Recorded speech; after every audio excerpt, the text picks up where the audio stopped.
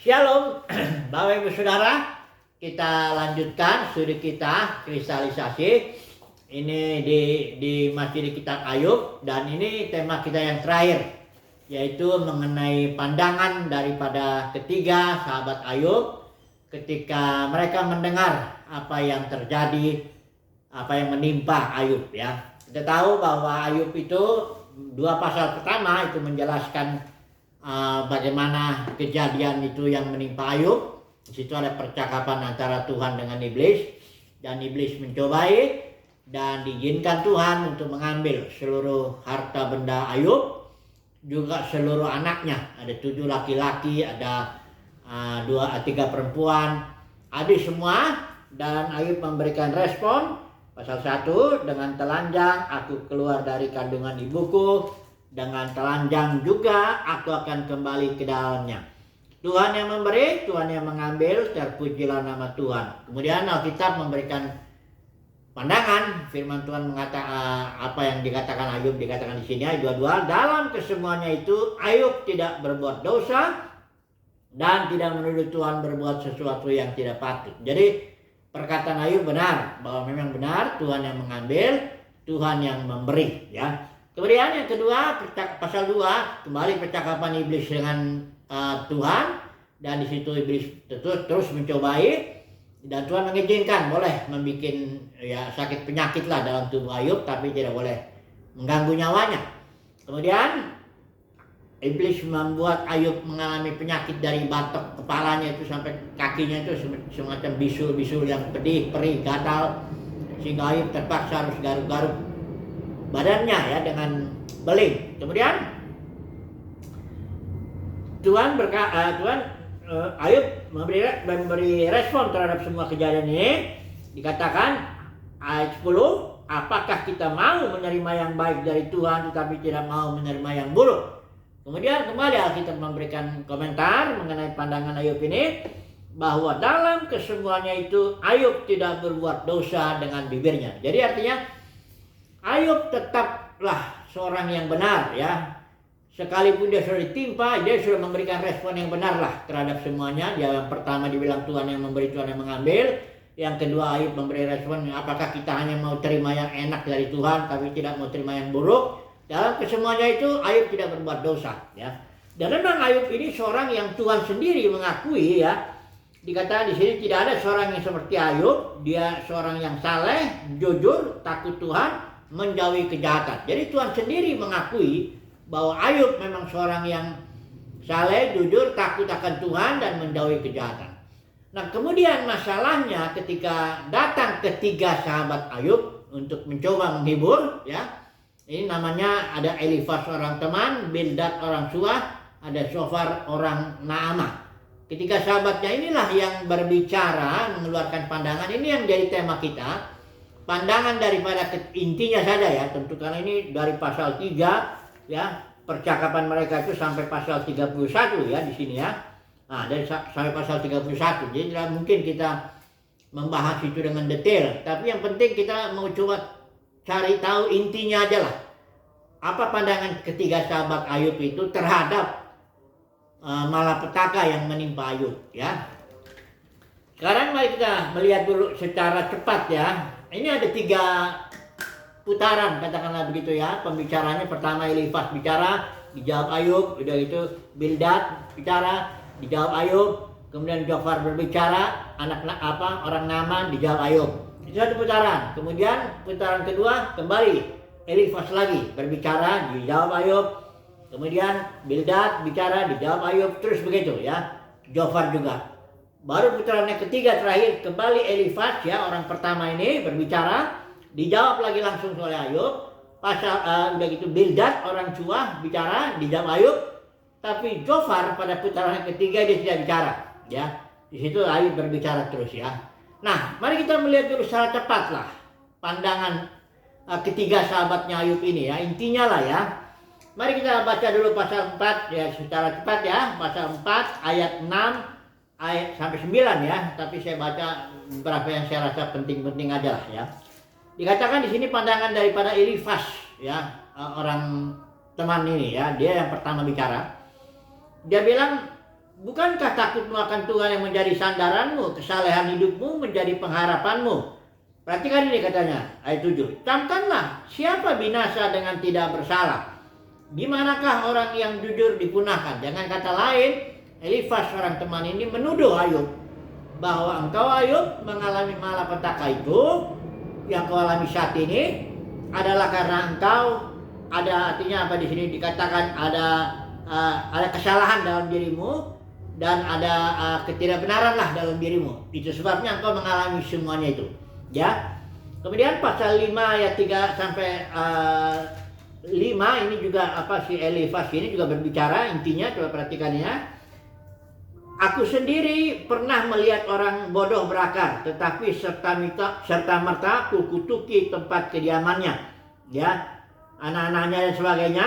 Terus ayat 5, apa yang dituainya dimakan habis orang yang lapar, bahkan dirampas dari tengah-tengah duri. Orang-orang dagang memiliki kekayaannya. Intinya dia pernah, isinya orang bodoh itu pasti akhirnya hancur lah ya. Tidak bisa dia mengumpulkan apapun juga ya. Kemudian Ayub langsung menjawab ya. Di pasal 6 itu ya, jawab Ayub ya, ayat 24-25 kita bacanya saja, ayat 24-25. Ayub langsung menjawab, ajarilah aku, maka aku akan diam, dan tunjukkan kepadaku dalam hal apa aku tersesat. Ya, Ayub ayat 25 bilang, alangkah kokohnya kata-kata yang jujur ya. Tetapi apakah maksud telaan dari pihakmu itu? Jadi Ayub tahu bahwa memang si Elifas ini orang teman ini menuduh Ayub bahwa yang menimpa engkau itu disebabkan kesalahanmu. Tapi Ayub bilang ya, tunjukkan kepadaku dalam hal apa aku tersesat. Ya, itu jawaban Ayub. Kemudian Bildad orang Suah pasal 8 ayat 6 dia bicara juga. Intinya itu sama ini ya. Ketiga sahabatnya ini intinya menyalahkan Ayub lah. Engkau kena timpa itu ya karena engkau berbuat salah. Pasal 8 ayat 6 ya. Ini perkataan Bildad.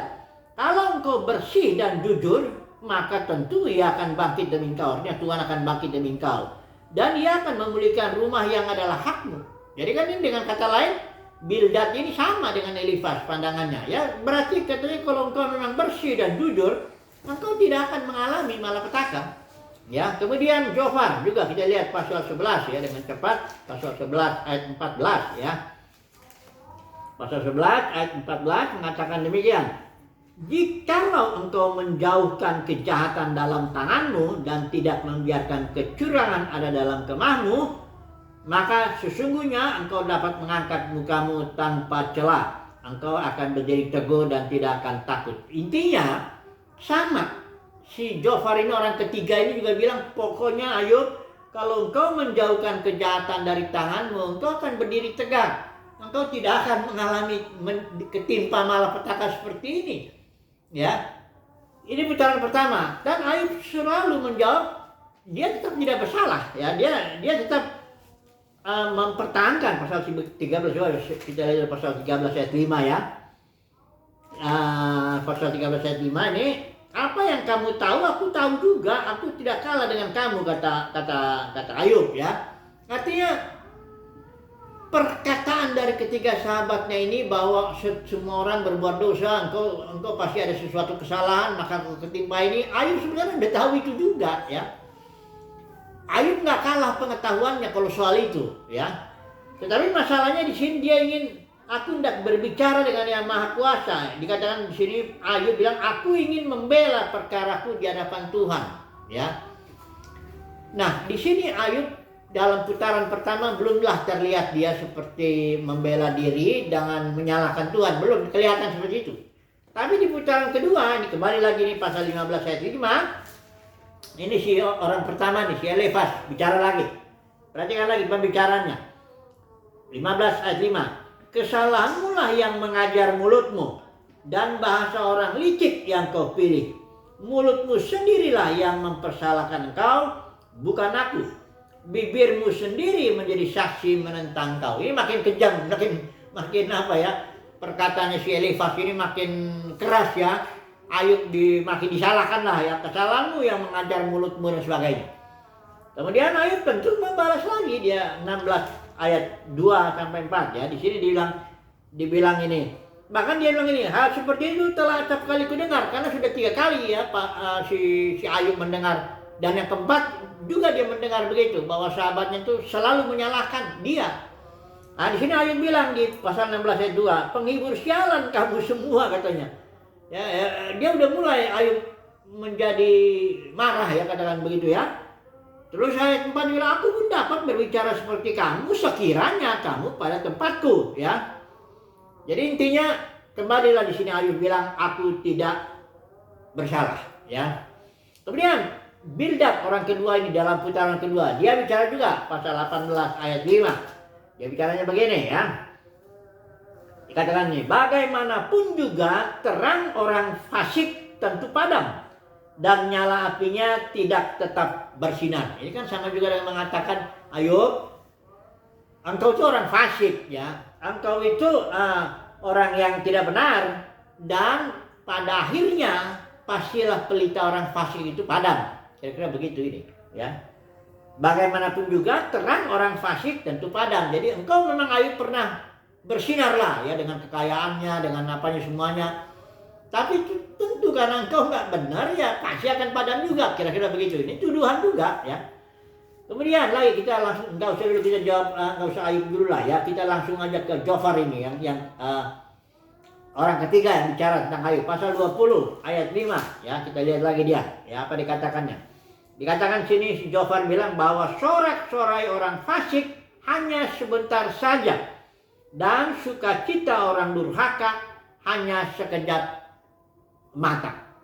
Jadi artinya ya kalau engkau bersorak-sorai dalam masa hidupmu ya oke, tapi itu sebentar, karena dituduhlah si Ayub ini bahwa itu orang fasik engkau, itu makanya engkau sebentar aja bersorak-sorai, kemudian engkau akan ditimpa malapetaka. Ya intinya sama aja ya, bahwa pokoknya orang fasik kena timpa malapetaka aja, itu aja lah ya. Bahwa orang yang ditimpa kesusahan, penderitaan itu disebabkan dosanya ya, itu pandangannya semuanya sama itu ya, walaupun kalimatnya berbeda-beda sedikit ya. Coba dulu satu putaran terakhir dulu, pasal 22 ayat 4 sampai 5. Ini perkataan dari Elifaz ini ya, pasal 22 ayat 4 dan 5 ya. Perhatikan ya. Apakah karena takutmu akan Tuhan maka engkau dihukumnya? Nah, di sini langsung Zofar menuduh Ayub, engkau dihukum Tuhan sebenarnya, dan itu bukan karena takutmu akan Tuhan maka engkau dihukum. Bayangkan ini tuduhan ini menyebabkan Ayub nih yang bukan hanya ini, dia katakan dia udah mulai pasal 23 Ayub jawab pasal 23 ayat 2. Sekarang ini keluh kesahku menjadi pemberontakan. Ya kan? Ini orang sekelas Ayub yang Tuhan bilang itu takut akan Tuhan, saleh ya, menjauhi kejahatan, dia tetap marah ketika sahabatnya menyalahkan dia ya. Nah, di sini Ayub sampai ke tingkat membenarkan diri dengan menyalahkan keputusan Tuhan. Ayub membenarkan diri di hadapan ketiga sahabatnya itu, karena ketiga sahabatnya ini menuduh dia, karena engkau berbuat dosa maka engkau ketimpa itu. Ayub tidak bisa terima itu. Dia membela diri tapi sampai ke tingkat menyalahkan keputusan Tuhan. Makanya jawaban Tuhan, kita ulang dulu sebentar ya, lihat jawaban Tuhan ya terhadap Ayub ya. Ini jawaban Tuhan terhadap Ayub. Dalam badai di sini dikatakan Tuhan menjawab Ayub. Kita ulang sebentar lagi ya. Kita sudah tahu jawaban Tuhan terhadap Ayub itu. Tuhan enggak kasih penjelasan kepada Ayub mengapa Tuhan mengambil keputusan itu. Enggak. Tuhan hanya memberikan jawaban begini. Siapakah dia? Pasal 38 ya, ayat 2 saya baca ulang ini. Siapakah dia yang menggelapkan keputusan dengan perkataan-perkataan yang tidak berpengetahuan? Artinya Ayub, kenapa engkau menggelapkan keputusanku dengan perkataan-perkataan yang tidak berpengetahuan? Itu keputusanku untuk membuat anakmu mati semua, keputusanku untuk membuat harta bendamu habis semua, keputusanku untuk membuat engkau kena penyakit. Hanya memang pelaksananya itu ya iblis itu. Ya orang-orang jahat juga ada di sini, orang Kasdim, orang Sheba. Tapi keputusanku itu. Dan kenapa engkau menggelapkan keputusanku? Kata Tuhan kepada Ayub. Ya dengan perkataan tidak berpengetahuan. Nah, kemudian di sini juga dikatakan lagi ya, jawaban Tuhan ini ya. Apakah engkau hendak meniadakannya? Pasal 40 ayat yang ke 3. Apakah engkau hendak meniadakan pengadilanku atau penghakimanku? Ya. Mempersalahkan aku, kata Tuhan, supaya engkau dapat membenarkan dirimu. Nah, di sini Tuhan menjawab Ayub, ditanyalah Ayub, pengetahuanmu kayak apa? Di mana engkau waktu aku meletakkan dasar bumi, kata Tuhan. Banyak pertanyaan-pertanyaan dan Ayub bilang aku begitu hina, aku nggak bisa menjawabnya. Itu pertanyaan tentang pengetahuan Ayub. Kedua, pertanyaan Tuhan tentang kekuasaan Ayub. Engkau berkuasa nggak? Dapatkah, kata Tuhan? Dapatkah engkau memberkas bintang, ikatan bintang Kartika dan membuka belenggu bintang belantik? Ya nggak sanggup lah, ya. Baik secara pengetahuan, baik secara kekuasaan, Ayub tidak punya apa-apa di hadapan Tuhan. Jadi Tuhan hanya dalam menjawab Ayub itu, Tuhan hanya memberi, engkau bagaimana sih mau berbantah dengan aku? Aku kan, ya bagaimana lah ya. Tuhan nggak coba jelasin, begini loh Ayub, aku tuh mengambil keputusan tuh begini, karena ini maksudku gini. Nggak dikasih tahu apapun juga. Tuhan nggak kasih tahu kenapa Tuhan mengambil keputusan itu atas hidup Ayub. Tuhan nggak coba jelaskan sedikit pun. Cuma Tuhan menantang Ayub. Kenapa engkau menggelapkan keputusanku? Kenapa engkau meniadakan pengadilanku dengan perkataan-perkataan tidak ada berpengetahuan? Ketika Ayub dibeberkan, ketika Tuhan mewahyukan dirinya, menyatakan hikmatnya, kuasanya dengan atau firman-Nya, ketika Ayub berhadapan muka dengan Tuhan, di situ Ayub menyesal. Dia bilang, pasal 42 ayat 5 ini dikatakan ini, hanya dari kata orang saja aku mendengar tentang kau, tetapi sekarang mataku sendiri memandang kau. Oleh sebab itu aku mencabut perkataanku, dan dengan menyesal aku duduk dalam debu dan abu. Artinya, kelihatanlah jelas di sini ya rencana Tuhan itu ya dalam kehidupan Ayub, bahwa Tuhan ingin memperkenalkan dirinya melalui kepada Ayub, mau mewahyukan dirinya kepada Ayub. Cuma jalan untuk itu, prosedurnya adalah melalui penderitaan. Itu keputusan Tuhan. Itu adalah pengadilan ya, hikmat Tuhan yang kita nggak bisa memprotes mau apa. Ya, tapi itulah tujuan Tuhan. Nah, sementara itu ketiga sahabatnya ini, kita kembali lagi dulu kepada pandangan ketiga sahabatnya Ayub. Yang intinya pokoknya, kau ditimpa masalah ini, ditimpa malapetaka ini karena engkau berbuat dosa. Jadi kurang lebih pandangan ketiga sahabat Ayub itu, bahwa Tuhan itu bertindak kepada seseorang atas dasar dia baik atau berbuat jahat. Kira-kira begitu. Kalau seseorang berbuat baik, maka Tuhan akan melimpahkan berkat-Nya. Kira-kira begitu ya. Kalau seseorang berbuat jahat, dia akan ditimpa malapetaka oleh Tuhan. Itu menurut ketiga sahabatnya Ayub, ya. Itu pikiran itu seperti itu sebenarnya pikiran yang sangat umum dari orang-orang yang beragama. Ini termasuk agama Kristen ya. Orang-orang yang beragama Kristen ya juga berpikir begitu kok, ya. Kalau engkau mengasih persepuluhan, kalau engkau ikut kebaktian, engkau rajin doa, baca kitab, engkau diberkati. Tapi kalau engkau berbuat ini, engkau akan dihajar Tuhan. Seolah-olah Tuhan bertindak atas dasar baiknya seseorang atau benar atau salahnya seseorang. Enggak gitu. Bahkan di sini dikatakan kesimpulannya ya, pandangan ketiga sahabat Ayub itu, Tuhan memberi pandangan begini. Aku murka terhadap engkau, perhatikan ya, coba kita baca dulu ya. Karena ternyata setelah itu Tuhan murka kepada ketiga sahabatnya ini ya. Kepada tiga sahabat Ayub. Coba dulu kita baca ya. Perhatikan pasal 42 ini ya. Setelah Tuhan mengucapkan firman itu kepada Ayub, maka firman Tuhan kepada Elifas, orang teman. Dia bicaranya kepada Elifas, sebenarnya kepada semuanya juga ya. Murkaku menyala terhadap engkau dan terhadap kedua sahabatmu ya. Jadi tiga sahabatnya ini Tuhan murka. Kenapa Tuhan murka? Tuhan jawabnya gini. Karena kamu tidak berkata benar tentang aku. Artinya engkau berkata seolah-olah aku itu memberkati seseorang kalau dia berbuat baik. Engkau berkata tentang aku bahwa aku akan menghajar atau menghukum seseorang kalau dia berbuat jahat. Seolah-olah perbuatan baik yang jahat dan jahat itu dari seseorang akan menentukan perilaku aku terhadap orang itu. Tuhan bilang nggak begitu. Engkau tidak berkata benar tentang aku. Karena ternyata kita akan melihat nanti bahwa Tuhan bertindak bukan atas dasar seseorang itu benar atau baik atau jahat, enggak. Karena nggak ada seorang pun yang baik. Yesus sudah bilang kok, nggak ada seorang pun yang baik. Ya, bahkan kesalahan kita pun seperti kain kotor. Kalau memang Tuhan bertindak atas dasar kita baik atau jahat, sebenarnya di seluruh dunia ini udah harus dibasmi, dimusnahkan semuanya aja. Karena nggak ada yang baik. Ya.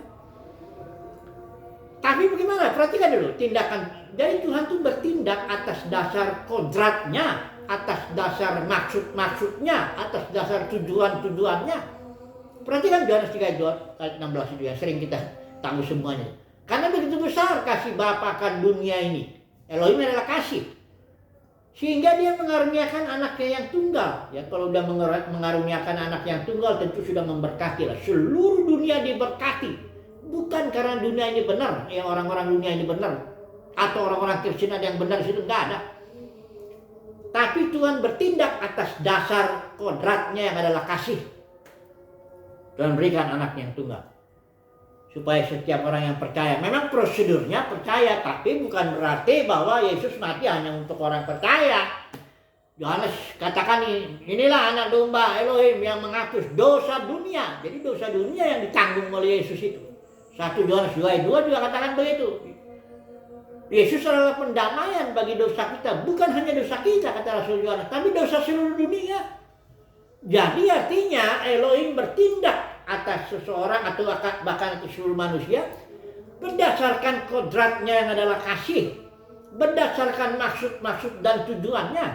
Ya, memang jelas dia dalam jalan-jalan Tuhan itu ketika Tuhan mau mewahyukan dirinya kepada anak-anaknya, itu jalurnya memang penderitaan.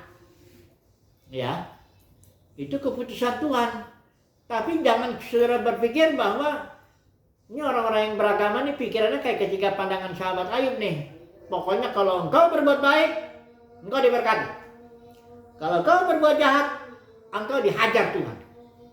Jadi seolah-olah Tuhan tuh bertindak atas dasar engkau baik atau engkau jahat. Itu dari pohon pengetahuan baik dan jahat. Ini memang manusia itu memang sudah jatuh dalam dosa itu, ya itu gara-gara makan pohon pengetahuan yang baik dan jahat. Jadi pikiran orang beragama itu, agama Kristen ini yang saya bicara.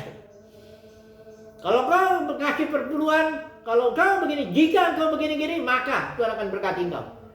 Jika engkau nggak rajin datang ke gedung denominasi, kalau engkau nggak begini, engkau tidak akan diberkati. Kira-kira begitu. Itu pikiran agamawi yang berasal dari pohon pengetahuan yang baik dan yang jahat. Tuhan nggak seperti itu. Tuhan disimbolkan oleh pohon kehidupan. I am the life, kata Yesus. Pohon kehidupan yang adalah Elohim adalah life, hayat. Ya. Tuhan bertindak berdasarkan kodratnya yang adalah hayat, yang adalah kasih, yang hikmatnya, semuanya itu. Dia nggak bertindak atas dasar baik jahatnya manusia, nggak ada. Itulah makanya kita harus melihat di sini. Simpulannya apa nih? Ya, dalam kekristenan ini udah banyak nih orang-orang yang karena kekristenan sudah jatuh menjadi agama. Yesus itu datang bukan dia bawa agama, enggak. Yesus datang ke dunia, aku datang supaya mereka mempunyai hayat yang disimbolkan pohon kehidupan itu. Aku mau kasih hayatku. Apa tujuannya? Yohanes 17 ayat 3, supaya mereka, inilah hidup kekal, kata Yesus. Yaitu mereka mengenal engkau satu-satunya Elohim yang benar dan mengenal Yesus Kristus yang kau utus. Artinya hayat inilah yang akan membuat kita mengenal Tuhan. Yesus datang, itu tujuannya, memberikan hayat. Dia nggak ada bertindak berdasarkan seseorang itu baik atau jahat. Nggak begitu. Karena nggak ada yang baik, Yesus sudah bilang. Nggak ada yang baik, seorang pun nggak ada. Jadi Tuhan bertindak atas dasar kodratnya. Ya, untuk membuat manusia mengenal dia. Itulah yang maksudnya di sini apanya? Tujuannya kitab Ayub ini ditulis. Supaya orang-orang yang beragama itu jangan pikir orang-orang beragama ini ya Tuhan murka loh dengan pandangan-pandangan orang beragama ini, agama Kristen ya maksudnya. Yesus itu dibunuh sama orang-orang beragama, agama Yahudi, Yudaisme. Orang-orang beragama ini kejam juga kadang-kadang kan. Orang udah ketimpa malapetaka dibilang ajulah karena dosamu. Ajulah karena engkau nggak bayar persepuluhan. Itulah karena waduh, itu Tuhan murka itu ya. Semoga kita sebagai umat pilihannya tidak lagi berpikir seperti orang-orang yang beragama ini ya. Kita berpikir bahwa Tuhan bertindak atas dasar kontraknya yang adalah kasih. Dia bertindak atas maksud-maksud dan tujuan-tujuannya. Yaitu supaya kita mengenal Dia dengan lebih dalam lagi, dengan lebih benar lagi. Haleluya. Amin.